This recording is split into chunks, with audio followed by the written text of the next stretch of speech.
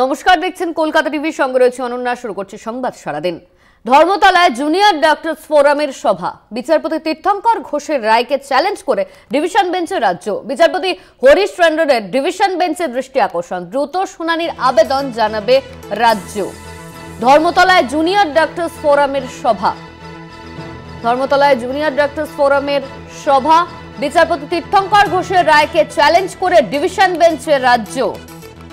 বিচারপতি তীর্থঙ্কর ঘোষের রায়কে চ্যালেঞ্জ করে ডিভিশন বেঞ্চের দ্বারস্থ হয়েছে রাজ্য। বিচারপতি হরিশ টন্ডনের দৃষ্টি আকর্ষণ। এই নিয়ে আমরা বিস্তারিত জানবো। আমাদের সঙ্গে ফোন লাইনে রয়েছেন আমাদের প্রতিনিধি পীযূষ কান্তি নাগ। পীযূষ, বিচারপতি তীর্থঙ্কর ঘোষের রায়কে চ্যালেঞ্জ করে ডিভিশন বেঞ্চের দ্বারস্থ রাজ্য।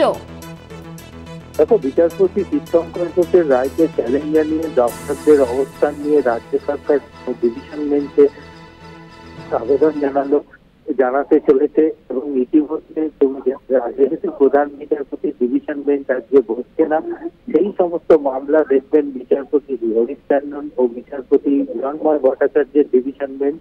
আর কিছুক্ষণের মধ্যেই ওই বেঞ্চ যখন এজলাসে উপস্থিত হবে, তখনই রাজ্যের পক্ষ থেকে আইনজীবী কল্যাণ বন্দ্যোপাধ্যায় এই বিষয়টি নিয়ে বিচারপতিদের দৃষ্টি আকর্ষণ করবেন এবং তাদের মূল দাবি, যেহেতু বড়দিনের আবেগ এবং সেখানে পুলিশ ব্যস্ত থাকবে, সেই কারণের জন্য এই বিষয়টিকে কনসিডার করুন এবং দ্রুত শুনানির আবেদন জানাবেন। আজকের মধ্যেই যাতে শুনানি হয় সেই আবেদন জানাবেন।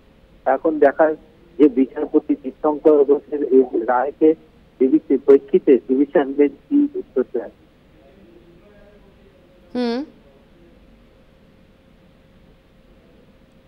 ধন্যবাদ তোমায় পীযূষ। আমাদের সঙ্গে ফোন লাইনে ছিলেন আমাদের প্রতিনিধি পীযূষ কান্তি নাগ।